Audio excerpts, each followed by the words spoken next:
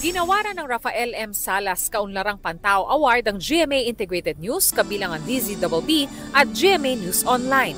Ayon sa Commission on Population and Development o CPD, pagkilala ito sa mahalagang kontribusyon ng GMA sa pag-uulat tungkol sa mga programa at isyu ng Population and Development o PopDev. Kasabay nito, inilunsad ng CPD ang Philippine Population Development Plan of Action 2023-2028. Nakikita raw nila ang demographic shift mula sa batang populasyon patungo sa working age population.